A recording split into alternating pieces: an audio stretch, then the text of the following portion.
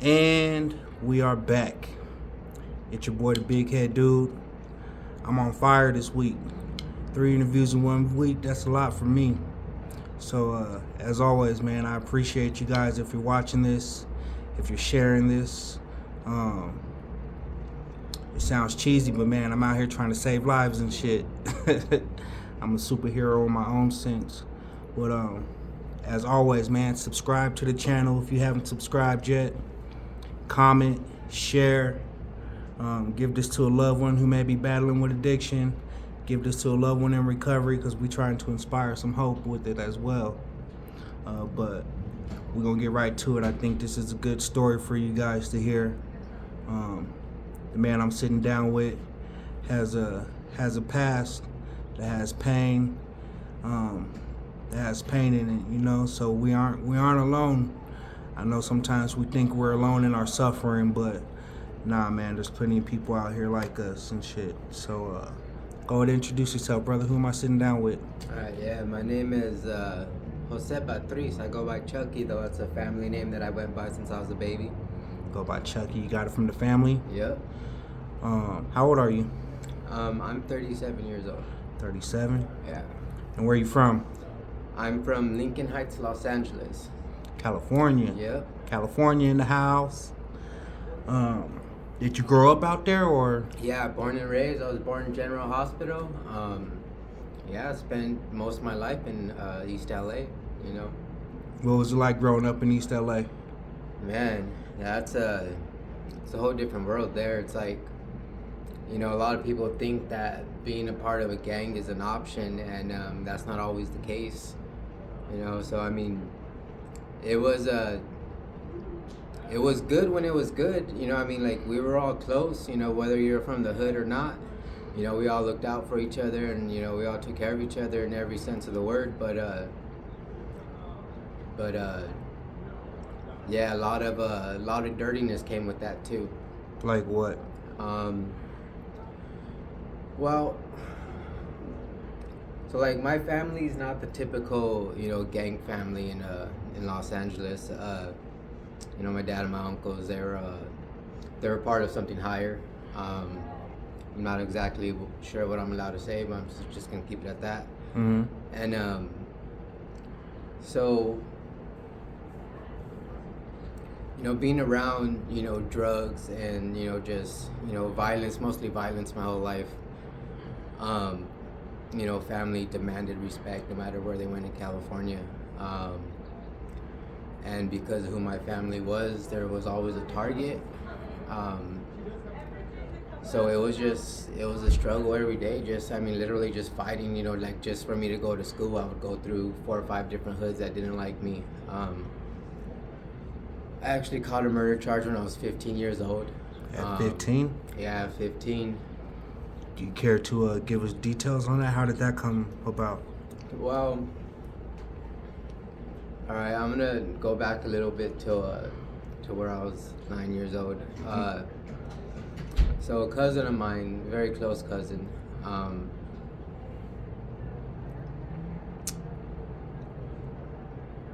right, so when I was younger, there was this cousin, spent a lot of time with him, you know, family loved him and everything like that. And he raped me when I was a little boy. So, you know, that kind of just always fucked with me, you know, because I just couldn't understand why somebody that's supposed to be family, somebody that's supposed to love you, could do something like that. So, fast forwarding till where I was 15, I was actually out with my cousin, and when she was 12, she was raped. So we're out, you know, just going through the neighborhood or whatever, took her to an ice cream shop, she started freaking out.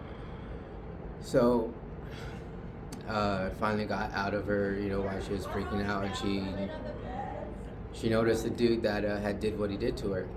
And not only did he rape her, but, you know, he broke a beer bottle and he stuck that up her when he was done. So it took me back to what happened to me when I was young.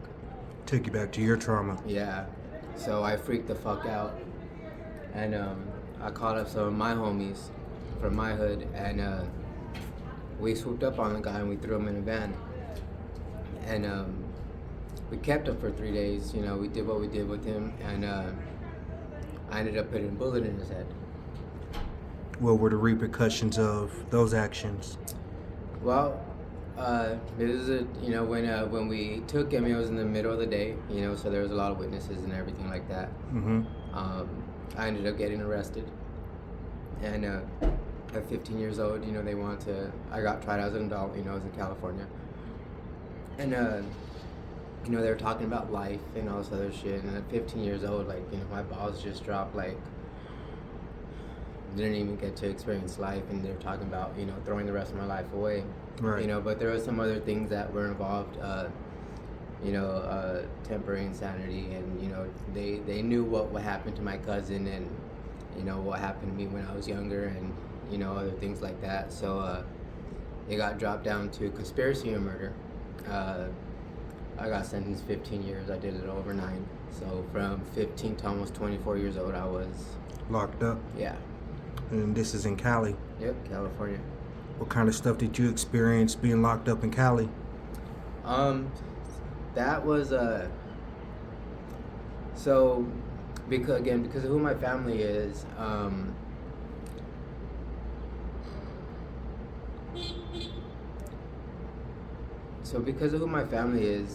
things were easy, but they weren't easy. So there's certain people that run prisons in California. Right. And a lot of people think it might be the wardens or the COs, and that's not the case. Not at all. No.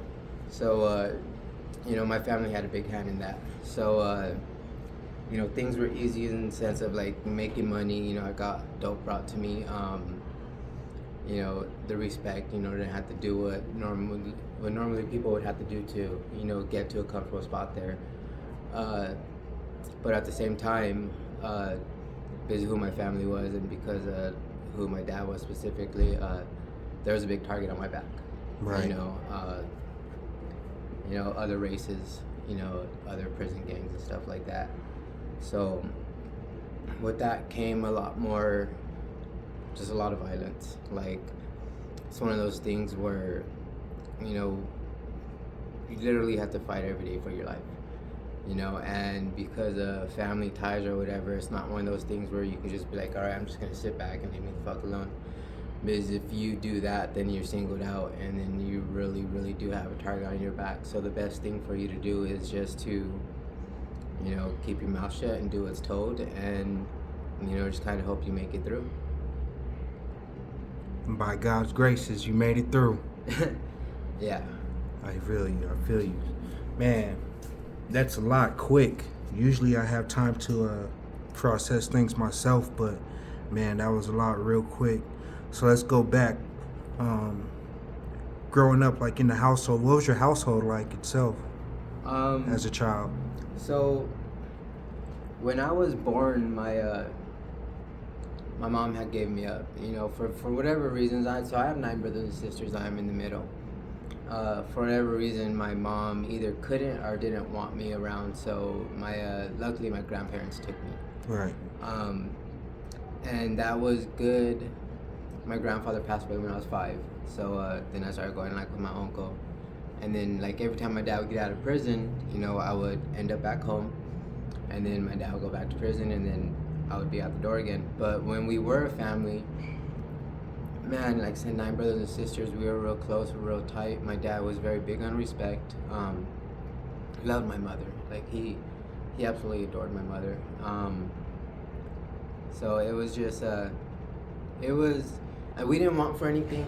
We had everything. So we went out and we went to go do things.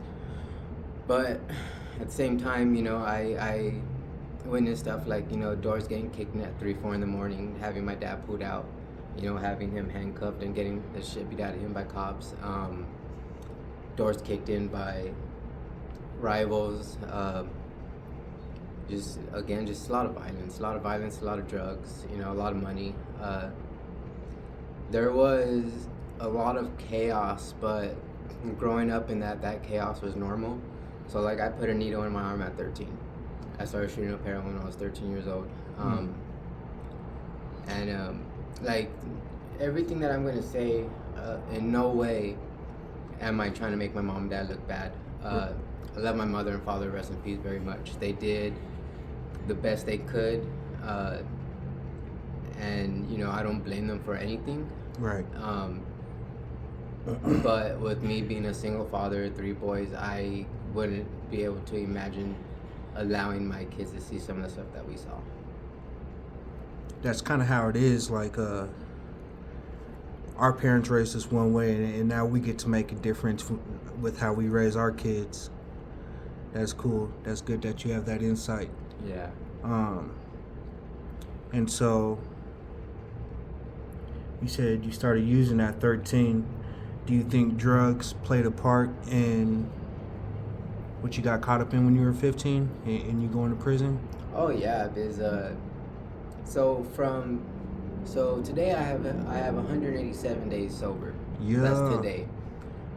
So from 13 till 187 days ago, I've never had a sober day, whether it was drinking, marijuana, whatever. I've always been under the influence of something. Even when you were incarcerated? Even, man, I did more dope in there than anywhere else.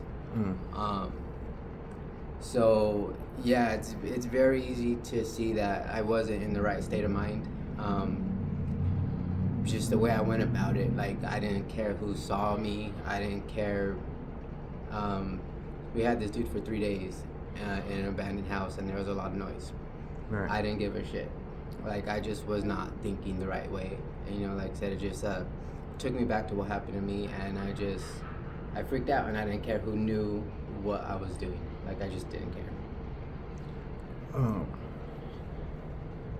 Damn, I just had a question and it slipped my mind.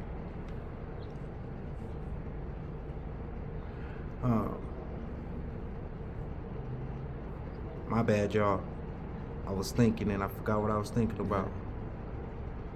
So, how old were you when you got out? I was about 3 months from my 24th birthday. And how did you get to Arizona? Because that's where you're at now. Yeah, so that's a funny story. My dad, the man who raised me, the one I love more than anything else in this world, I didn't find out until I was in my late 20s where I found out he wasn't my biological father. So the way I made my way up here is my wife, we had just had our second son, and I found out that I had my biological father, and he was from here. So she convinced me to giving him a shot, and we moved over here. We moved up here because of that reason. To get in touch with your biological father. Yeah. And where did your wife come from? From Cali? You met her in Cali? Yeah, she's from San Bernardino County. She was actually my cousin's best friend. I met her the first day I got out, and it really does hurt me to say this, but that was probably the worst day of my fucking life. My marriage was good. I was with this woman for almost 14 years, and the only good thing that came out of that was my kids. I had just got out, so like I didn't know anything about anything. I met her. She was 11 years older than me. Had her shit together. I thought, anyways. So she had something that I wanted. She was beautiful. She was older. She had her own place. She had a career. She had a car. Everything that I thought a man was supposed to have. When they're with somebody. So first day I get out, I'm living with her 3 days later, and she's pregnant less than a month later. Right. So yeah, that just kind of, and being raised the way I was raised, it's like you get a woman pregnant, you eventually marry them and you just stick it out with them whether you're happy or not, Right. That's my background. And was she using? Yeah, she was using. That's me, and like I said, she was my cousin's best friend, and when I got out, I was big into meth, and my thing is heroin. That's my drug, and she was big into meth, and yeah, I got out. It was fun. All we did was get loaded and fuck.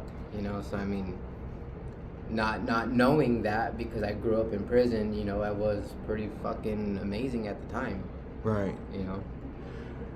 Did you get into more trouble after you got out? Oh yeah. Up until here.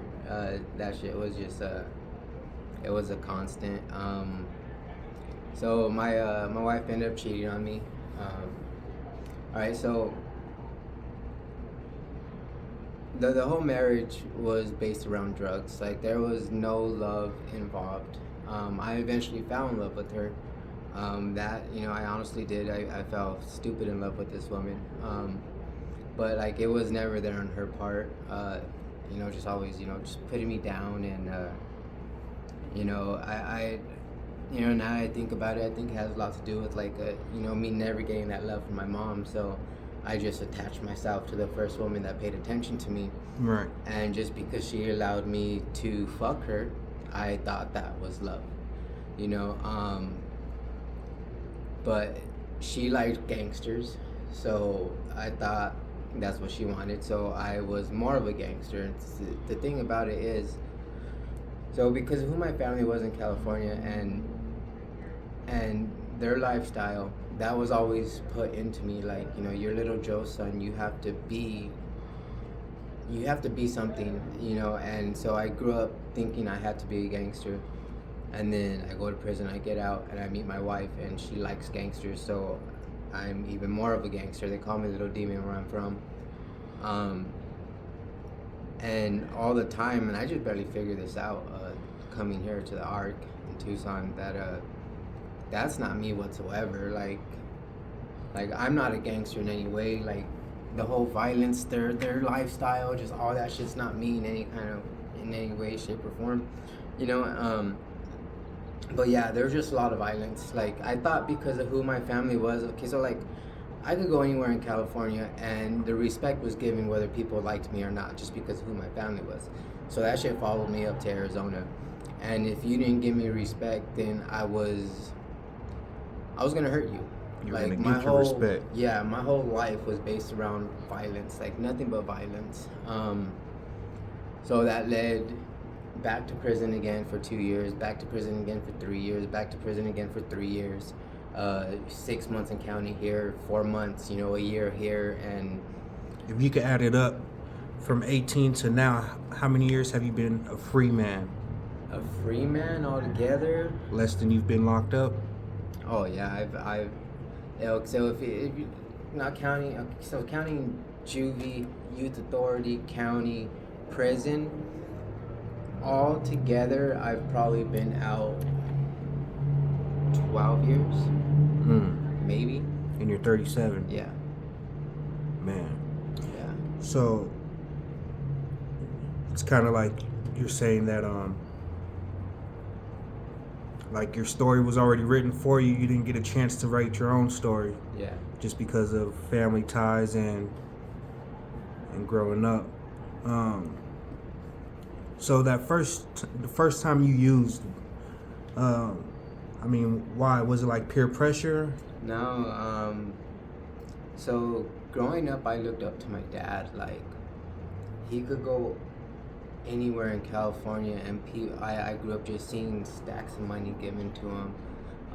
The respect he got was fucking stupid. Like, everybody feared him, and now I never realized that there's a difference between fear and respect. My dad was very much feared, and so like when my mom and dad would take me to school, we would always, in El Sereno, we would, there were some hills, mom would always stop there before taking me to school, and I would see them shooting up. So like I said, I just always wanted to be like my dad. Like, he was my Superman. So one day I just went in the drawer and grabbed a rig and grabbed some dope and went in the restroom. And this is funny because I always say, by the graces of God, I didn't kill myself. But I know how stupid that sounds saying that, because I stuck a fucking needle in my arm, and That's not stupid at all. That's real talk.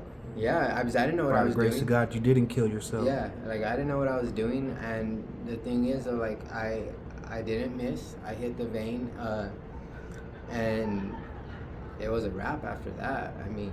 What was the feeling the first time? First time was just like all the pain, the confusion, the hurt, the loneliness, the sorrow, just everything went away like that. And then I felt like I was just on a whole other level. Like nothing bothered me. I could do anything. like nothing would fucking faze me, you know, like it was just, yeah, it put away a lot of stuff I didn't want to think about anymore, you know, kind of locked it up in a box, and I love that, Right. you know, kind of put my feelings away, and at the time, yeah, I fell in love with that shit. So just from our conversations here, I've also heard you speak on bullying. Yeah, Why are you so against bullies? so my first son, Ruben, he was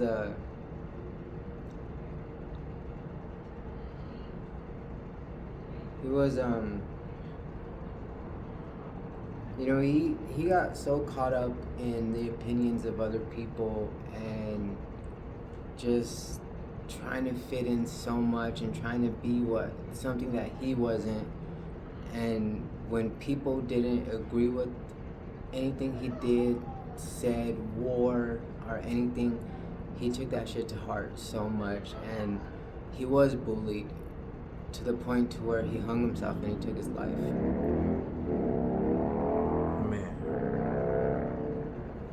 So it's kind of like, man, I feel you. And my heart goes out to you. Man. You guys have seen a couple times where I get lost at words because I sit and I compare my story and I kick myself in the ass for some of the choices I've made when people are out here going through real trauma and going through real losses, and I still carry that self-pity with myself. You guys will hear my story one day, but damn, my heart goes out to you, bro. So it's like trauma after trauma, loss after loss Yeah, in your life. that's all it's been, you know, and you know, and I have my arguments with God. You know, I grew up going to church, you know, Roman Catholic, the whole, you know, thing that makes sense doing it in LA or whatever. And for the life of me, I just can't understand why he would allow somebody to, like, you know, I know sometimes it probably sounds like I'm, oh, poor me, bitching or crying or whatever, but it's like, you know, I was given up by my mom and my father. I was raped by my fucking cousin. I ended up going to prison. Yeah, they're behind actions that I did, but that led to a whole other fucking set of demons that I had to deal with. And then my son taking his life, you know, my wife cheating on me, you know, me literally losing fucking everything. You know, I got 3 of their boys in foster care. They've been there for almost 5 years, and my son is 6.5, so he doesn't even know me, my baby angel. You know, and it just seems it just seems like no matter how good I've tried to do, it never amounted to shit. You know, but at the same time, I've always tried doing things the wrong way too. Always had a needle in my arm. Always thought I could intimidate people into things. And you know, I'm so against bullying, but when you really think about it, that's all I ever fucking was too. Being in a gang, I mean, what is that? Like, you going down my block and I didn't like you, so I was gonna do something to hurt you so you wouldn't do it again. That's fucking bullying right there. You know, I mean, if you're from a different part of LA and I didn't like it and I did something against you, that's bullying right there. You know, even selling drugs. You know, I mean, there's so much people that I got into using that didn't want to. Now they're using, and just because I forced them because I thought it was cool, that's fucking bullying right there. Because, I mean, yeah, I didn't make them do it, but at the same time, I made them do it. So for as much as I'm against bullying, that's all I've ever been my fucking life, is a fucking bully. So where does the change come in? What made you want to? What made you want to change your life? Well, so I'm just getting out of prison again. I just did 3 years, and so I've been out for about 4 months now, and I got 3 boys, you know, Manuel, Sonny, and Angel, and I love these 3 boys with all my heart. They've been in foster care for, you know, almost 5 years now, and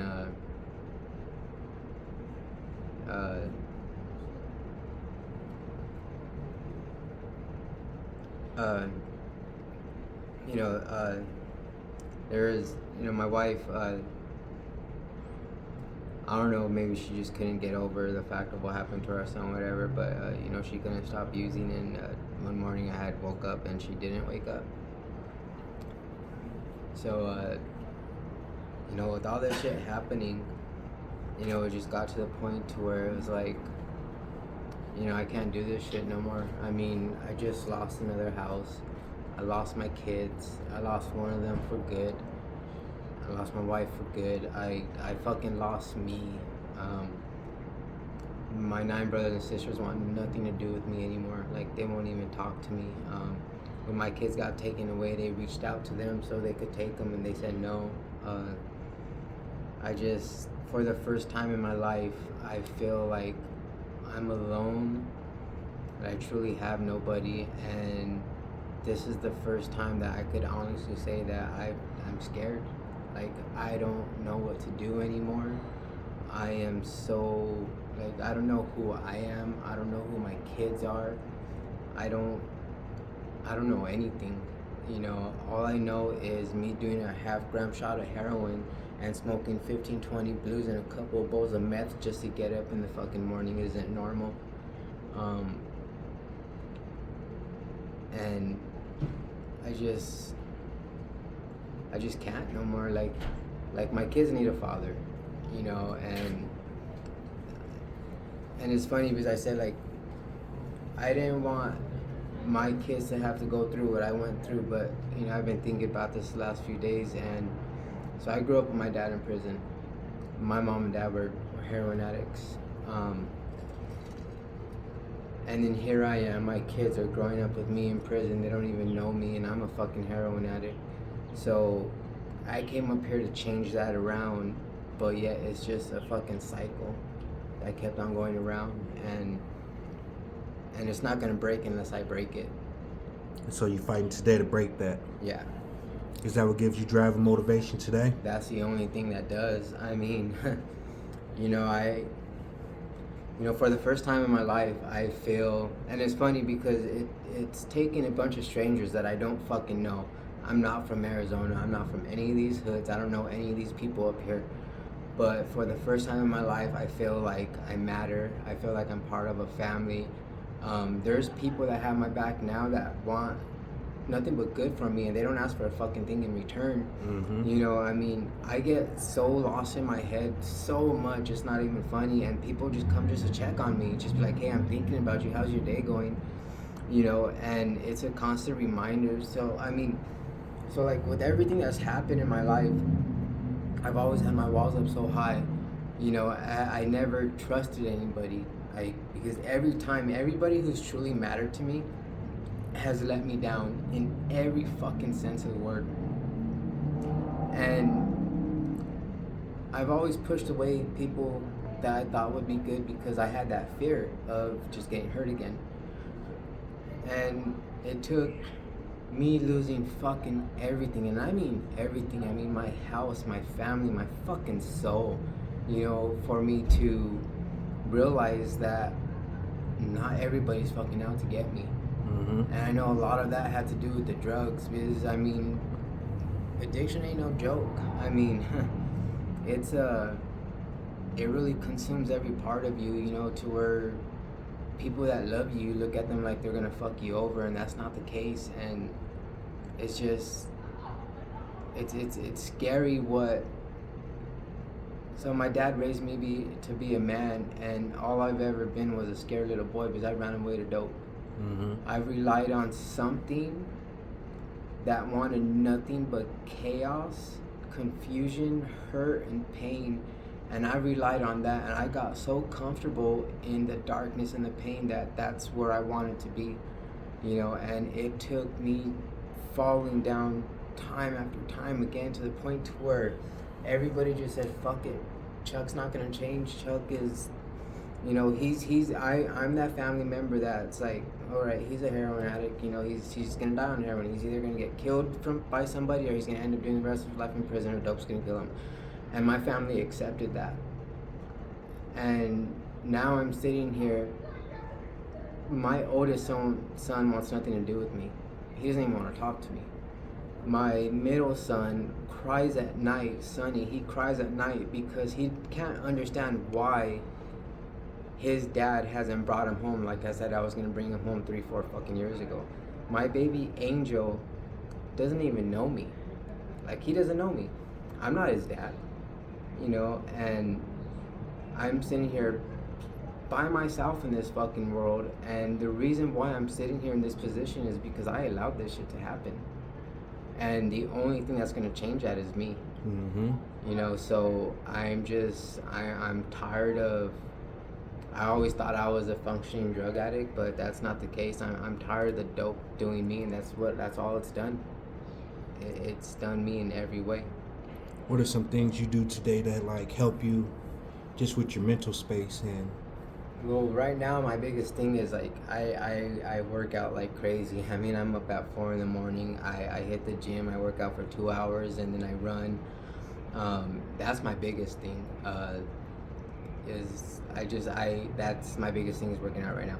But one thing that's really helped me a lot too is meditating. And I used to always talk about shit about stuff like that.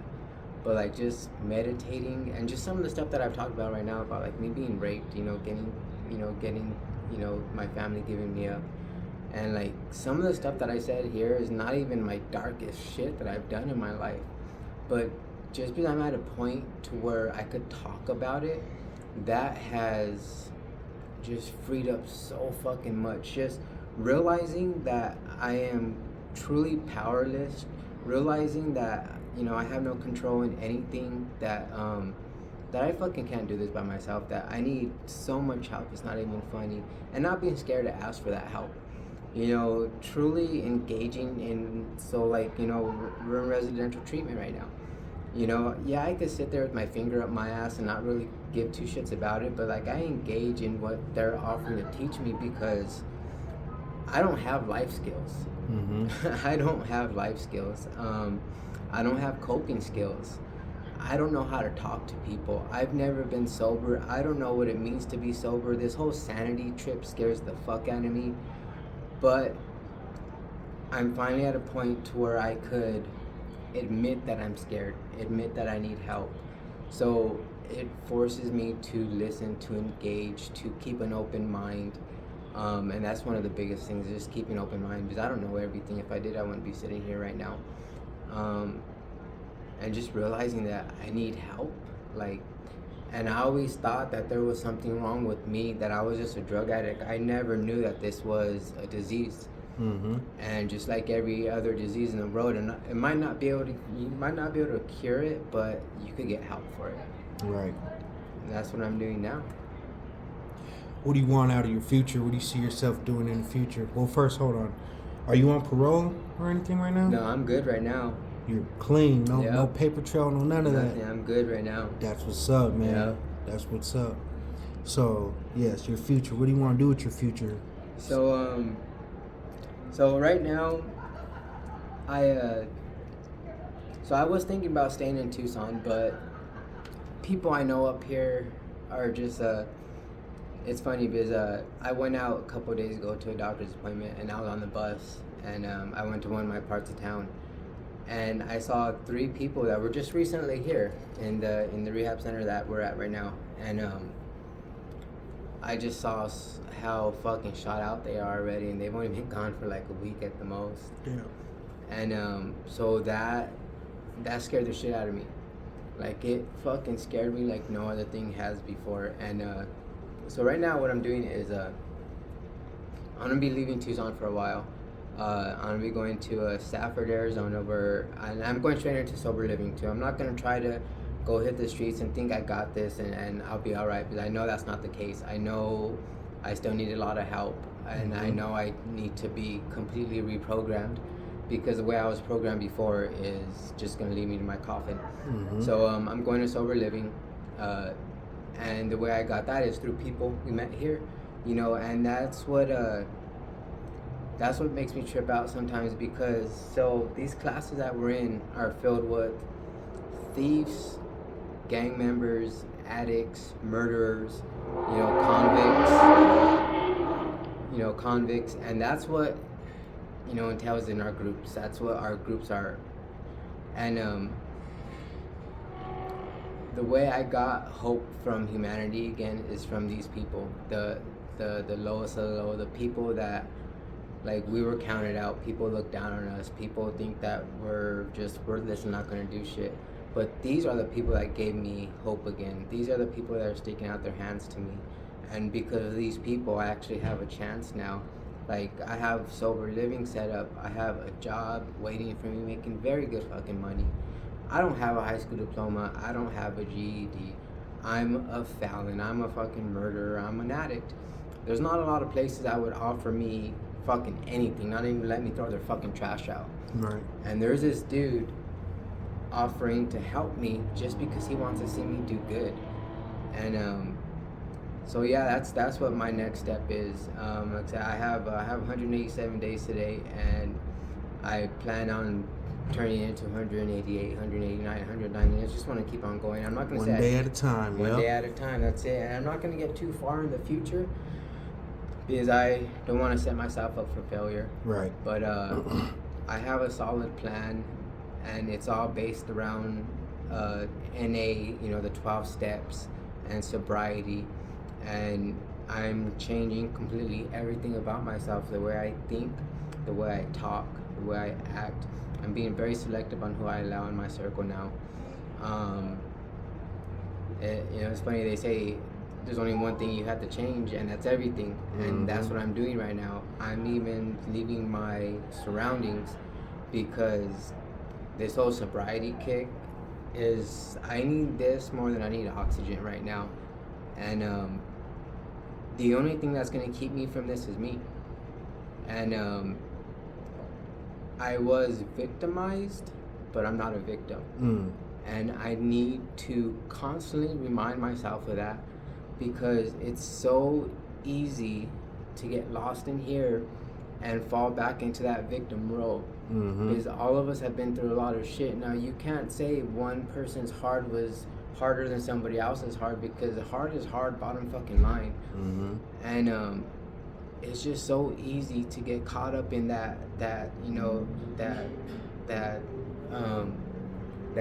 just the way you talk to yourself, that negative talk, putting yourself down, so I need to remind myself that I'm not a victim. I was victimized. I'm not a victim, and God is not gonna put me through anything that I can't handle. And I mean, He gives His strongest battles, or He gives His worst battles to His strongest soldiers. And I'm not saying I'm one of His strongest soldiers, but I should not be sitting here today. Like, I've been shot, I've been stabbed, I've been jumped, I've been thrown in a fucking van, I've had people try to kill me, I've done stupid amounts of fucking dope. I should not be sitting here today, but for some reason I am. And that right there has to be a sign to there being bigger and better things for me. Amen to that. Amen to that. So, what I want you to do, this is new, you guys, and I just thought of it right now, and it's a good idea. I want you to leave yourself a message for your future self should you come back and look at this video. All right. All right, Chuck, you know what? I just want to tell you, regardless of where you're at in the future, how fucking proud I am of you. You've done something that everybody thought you couldn't do. You're sober, and you're actually fighting for a good future, and you're still fighting for your kids. And everything you want to accomplish in life it's all in reaching distance. The only thing that's going to keep you from that is you. And I guess the biggest thing is, like, just know that you do matter, that you are loved, and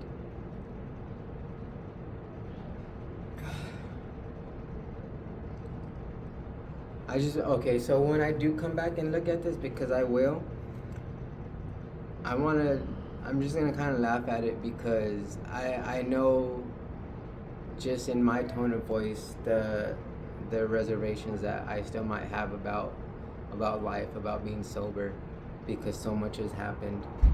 And I'm still kind of scared of things getting taken away from me again.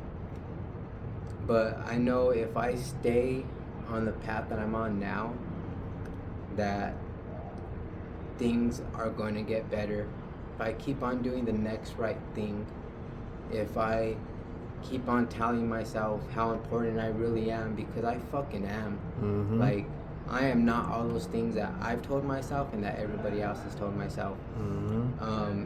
If I do take it one day at a time, and if I just stay humble and know that you got people that want to help you and don't be scared to reach out to them, I know a year from now you will be sitting in your own place again. You might not have your kids home, but they will be in your lives in one way or another, whether you're just writing to them, talking to them on the phone, or whatever. Mm-hmm.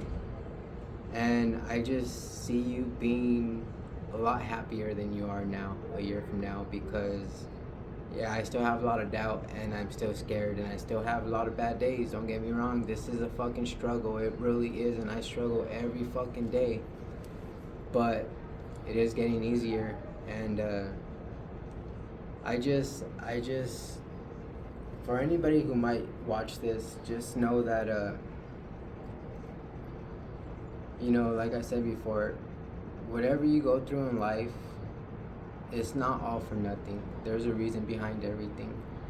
Whether you see it or not, it might take you a long time to see it. It might take you a couple more times to fall on your face to see it, but it's all for something. And even if it's just to help that next person open up their eyes, that's doing so much more than most people would do in their life. Mm-hmm.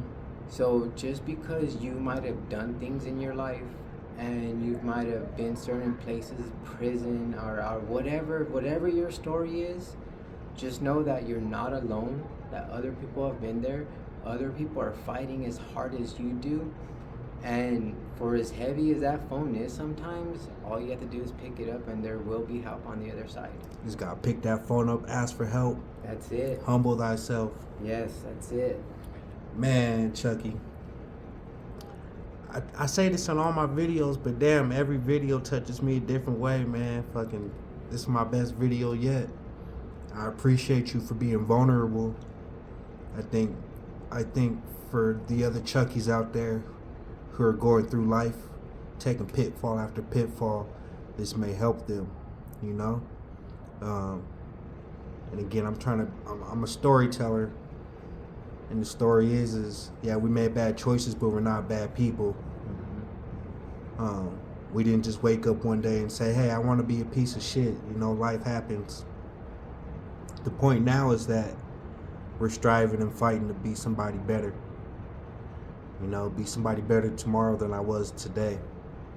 And shit, and this is part of my journey. Thank you. We do want to say one more thing, though. Okay, so what's today? September 25th. All right, so I'm saying this right now. There will be a part 2 to this story. Yeah. So it might be 6 months to a year from now, which I know this platform's still gonna be up, because this is my boy right here. I know he's gonna do big things. He's just trying to help people out there. There will be a part 2, and you see me sitting here in a residential treatment, not a dollar to my name, not nowhere to fucking go. I'm technically homeless right now. Wait till you see where I've gone in part 2 of this story. Ooh, we're gonna hold you to that, bro. Yep. I want you guys to spam the comments, and I want you guys to leave Chucky a lot of love. Spam the comments, put a lot of love in there for my boy. That way when he comes to look at his video and shit, he can see that people care, see that he matters. Pray for my boy. It's your boy, the Big Head Dude. Man, I brought you guys another one. Please like, comment, subscribe. I need the subscribers. I'm on my fight to 1K right now. So, yeah, give me to those 1,000 followers, you guys. I appreciate you guys. Thank you, Chucky. Thank you, bro. We out.